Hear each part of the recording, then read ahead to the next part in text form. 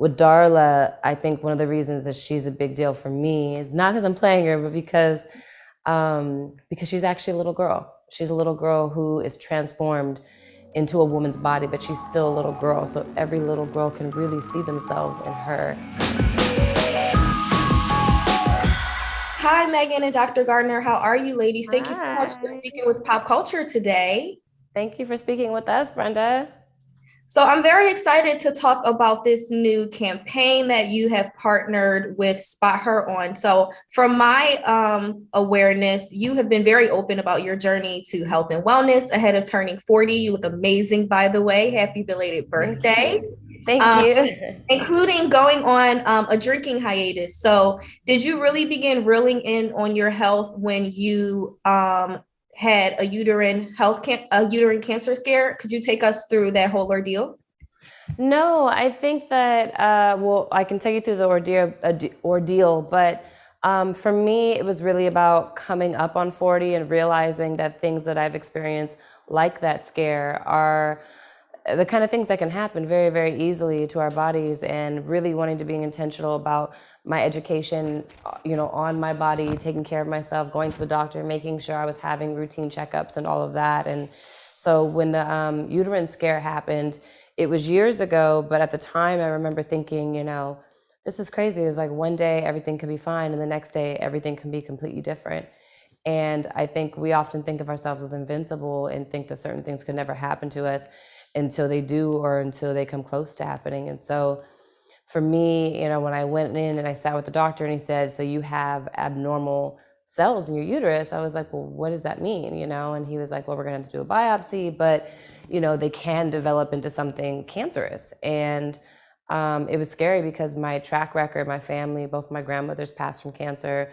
My grandfather, my aunt, Sandy, had just had a mastectomy. And so it was pretty traumatizing to hear that. But my takeaway was, the gift was that I was seeing my gynecologist regularly, that my mother was encouraging me, that, we were able to get in front of it and be proactive instead of reactive. And that is what I want for every woman, because, when you look at the statistics of cancer in the uterus, and when you look at the statistics, it basically says that only 53% of Black women are diagnosed early, which means almost 50% of Black women are not diagnosed early. And so I want everyone to have the opportunity to make sure that they're getting the proper care, that they're looking for the right things, that they know what to ask their doctors. They are just getting regular checkups to make sure that nothing is wrong, even if they feel like nothing is wrong. And not afraid to boldly talk about it if they do think something is wrong, because this is our lives. And at the end of the day, I think this is a conversation there's a stigma attached to it, and we have to get rid of that. And Dr. Gardner, as far as uterine cancer, what makes women of color more at risk and susceptible to develop this form of cancer? Well, it's interesting. We are seeing some more aggressive cell types of endometrial cancer amongst women of color. So it really even more goes to increasing awareness. Let's talk about this disease. This is the most common gynecologic tract cancer, is endometrial cancer, cancer of the lining of the uterus. We need to be having this conversation together, raising awareness about symptoms, getting in to see your provider. An office biopsy can render the diagnosis, can be an early opportunity for intervention and disease prevention or early stage and treatment. So there's a lot of opportunity here, and glad that we're here together. And you mentioned that early detection is key. What are some of the warning signs that you can speak to in regards to maybe if you notice something, maybe you should go and get checked for it? And how likely is recovery? I know that Megan spoke about the fact that 53 or 54% of women of color 53% are diagnosed early. diagnosed. Okay, got it. Yes. So the symptoms for endometrial cancer most commonly is abnormal vaginal bleeding. So that could be heavy bleeding at the end of the month. That could be bleeding in between times during the middle of the month. That could be bleeding after the hormonal transition, change of life of menopause. If it's a change in the bleeding pattern for a woman, that's the time Go in, see your provider, ask, do I need a biopsy? Do I need an endometrial biopsy? Yes, this could be fibroids. It could be a normal hormonal transition. It could be other benign things. But let's have the conversation about endometrial cancer. Abnormal bleeding is an early symptom and an opportunity to recognize and find this disease early when it's most treatable. Amen. And for you, Meagan, what other changes did you put into place in order to adopt a healthier lifestyle? Was it obviously I've watched some of your fitness videos.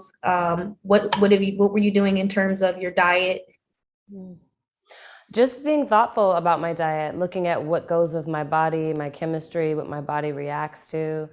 Obviously, like you said, working out, but also like mental and emotional care, praying, meditating, making sure I get proper rest, making sure that I'm just okay with, having the conversations I need to have about my physical, mental, emotional health, and saying no when I need to say no, and being unapologetic in that need.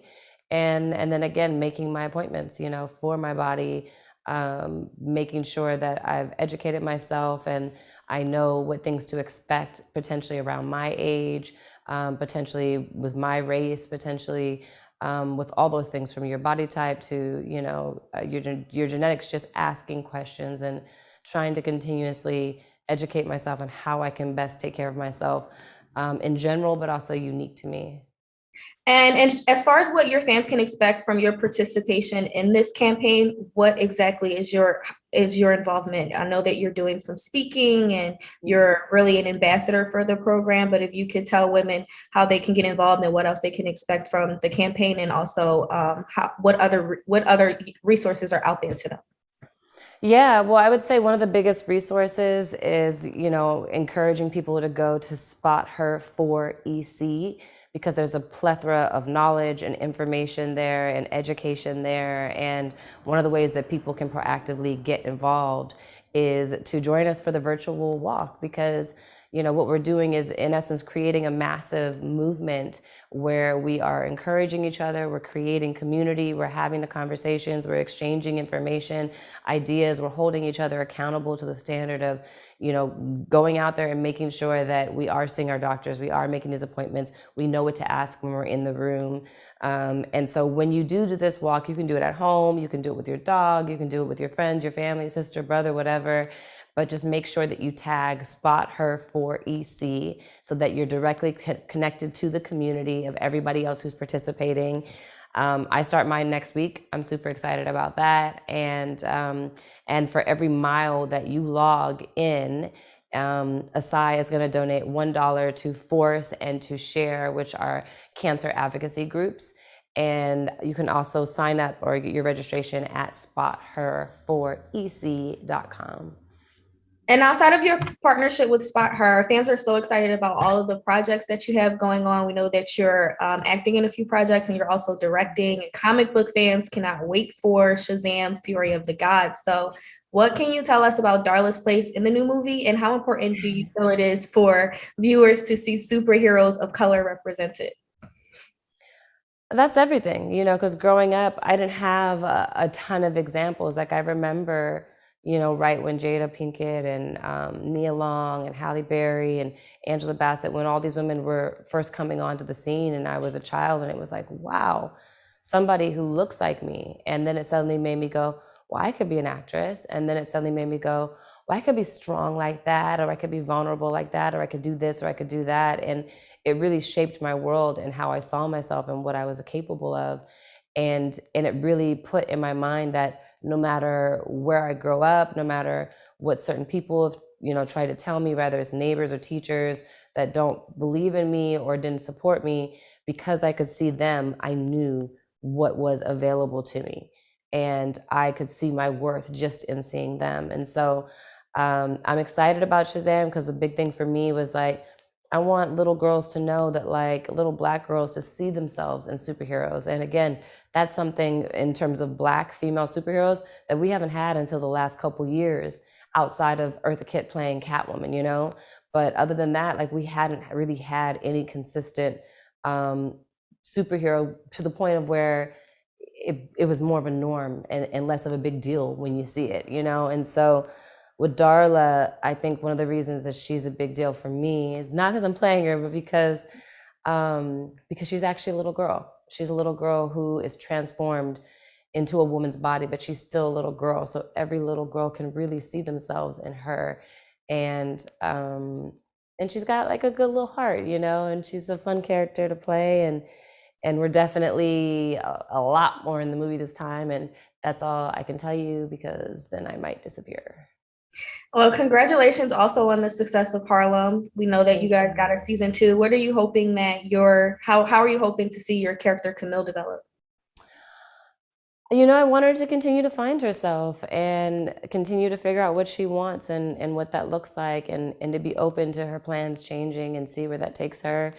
I definitely can relate to that. And so I just want to see, you know, where's she gonna go, what's she gonna do, and I'm excited for her. And yeah, we'll see. I'm just getting through the scripts now. We just started our table read, so I'm reading it. I'm like, okay, you know. Well, thank you so much for speaking with me again today. I look forward to seeing you guys continue the work on this very important subject. Thanks again, Dr. Gardner. It was a pleasure speaking with you both.